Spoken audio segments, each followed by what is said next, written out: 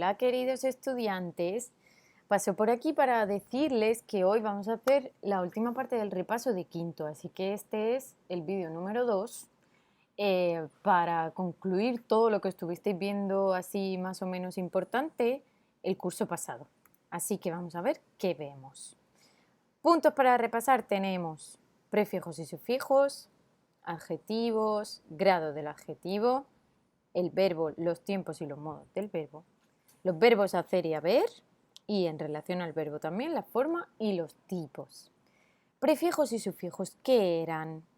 Pues, por ejemplo, si tengo la palabra pescadería, yo estoy segura de que os acordáis de que todas las palabras tienen un lexema y pueden tener uno o varios morfemas. Así que en este caso tenemos un morfema, que es un sufijo. ¿Por qué? Porque va detrás de la palabra.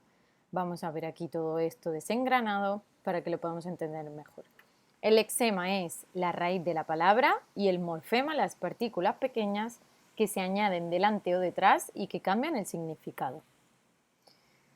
En nuestra palabra pescadería, mi lexema es pescad. ¿Por qué? Porque pescad, a pescad le puedo añadir la O y tengo pescado, le puedo añadir hito y tengo pescadito, le puedo añadir ería y tengo el lugar donde se compra pescado. Le puedo añadir muchos morfemas y la única parte que no cambia es esta, pescad, así que es la raíz.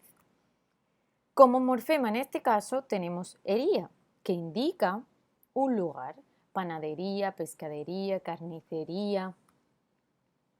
Por tanto, los prefijos y los sufijos son morfemas que se añaden a las palabras con una diferencia entre ellos, que los prefijos van delante, como bien indica su nombre, pre, y los sufijos van detrás. Como prefijos destacables tenemos a anti, re, des. Como ejemplo aquí pues tenemos aniñado, antideslizante, retomar o desplantar. A y anti suelen significar lo contrario de algo o que no. Re significa que se vuelve a, en este caso se vuelve a tomar, retomar. Y des significa quitar, desplantar, quitar una planta. Como sufijos principales tenemos los aumentativos y los diminutivos, que ya os lo sabéis de sobra, y otros que indican, en el caso de ería, indicaba un lugar, pero, por ejemplo, era también indica un lugar, perrera, lugar. Ería me indica normalmente una tienda donde se vende ese producto, panadería. Perrera era no indica necesariamente que sea una tienda, es simplemente un lugar. Ito, ita, ota, on, aumentativos, diminutivos, por supuesto, van en sufijos. ¿Qué más tenemos por aquí? Los adjetivos que hemos estado viendo sobre esto durante el curso pasado. ¿Para qué sirven los adjetivos? Pues para describir cómo es el nombre al que acompañan. Dentro de los adjetivos hay un grupo concreto que es el de los adjetivos calificativos que expresan cualidades o características. Así que coinciden siempre en género y en número como todos los adjetivos. Si tengo camiseta larga, pues larga va a ser femenino y singular porque camiseta, el nombre, es femenino y singular. Y en número va a ser singular, o sea, va a ser femenino el género y el número va a ser singular. Aquí lo explicamos más abiertamente. Género. Aquí tengo dos personas, ¿verdad? Pues, y en número tengo una o tengo varias. Género masculino, femenino, número singular o plural.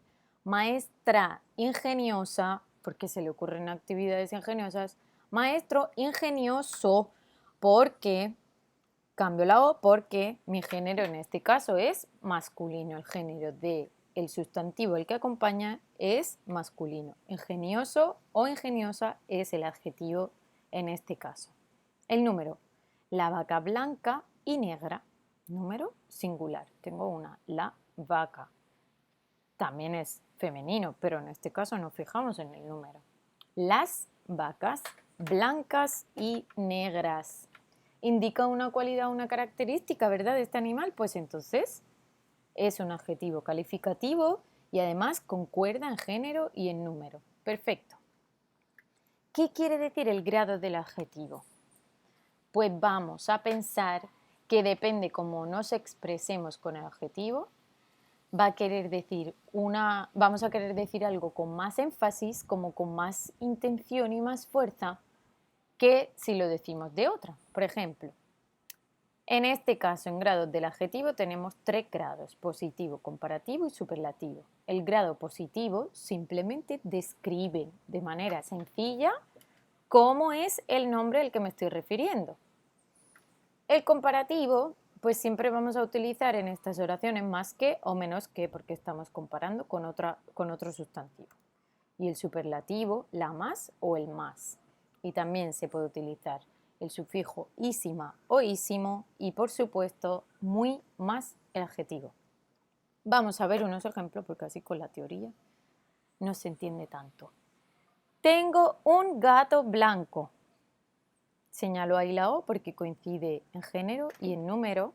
Mi adjetivo coincide con mi sustantivo gato, adjetivo blanco. ¿Por qué es positivo? Porque simplemente estoy informando de algo. Pues gato blanco, ya. Perfecto, de manera objetiva. Comparativo. Un tigre es más grande que un gato. Pues aquí, ¿qué ocurre? Que estoy comparando dos sustantivos, tigre y gato. Y mi adjetivo es grande, adjetivo calificativo. ¿Y por qué es comparativo en este caso? Porque utilizo más que. Si utilizo menos que, pues lo mismo. Superlativo, el tigre de Bengala es el más grande del mundo. El superlativo indica el grado máximo del adjetivo, lo más grande, grandísimo, el más grande, la más grande, muy grande. Así que en este caso el tigre de Bengala es el más grande del mundo. Siempre tengo que tener estas partículas, el más o la más, ísima, ísimo o muy más adjetivo. ¿Tengo el más? Sí, pues es un adjetivo en grado superlativo. El tigre de Bengala es grandísimo, pues también, porque es lo máximo de lo grande. Y el tigre de Bengala es muy grande, pues también. El verbo, ¿cuáles son sus tiempos y sus modos? Esto lo sabéis perfectamente, yo estoy segura. Presente, pasado y futuro. ¿Qué es esto? Los tiempos del verbo. Si tengo el verbo saltar, en presente diré yo salto, en pasado salté y en futuro saltaré. Primera persona, segunda persona, tercera persona, yo, tú, él o ella. Yo salto, tú saltas, él o ella salta, si es en presente. Singular, ¿por qué? Porque solamente hay una persona en cada sujeto, yo, tú, él o ella.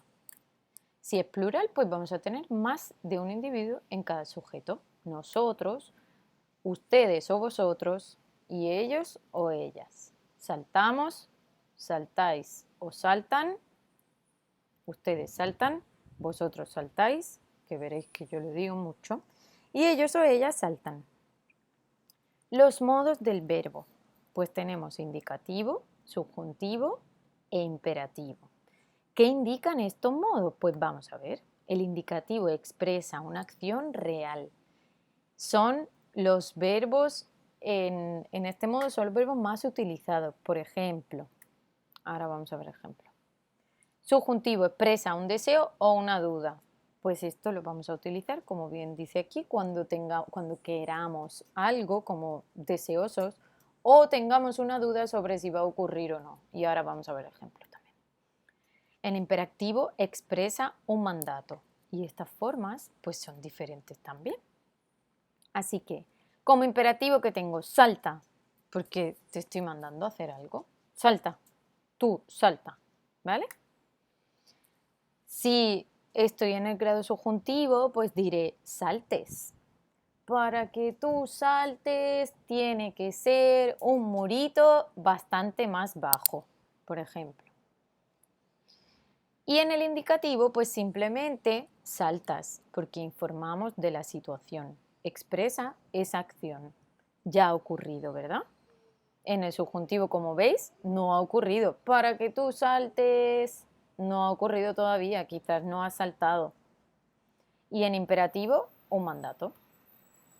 El verbo que tenemos aquí relacionado nuevamente con el verbo, forma y tipos.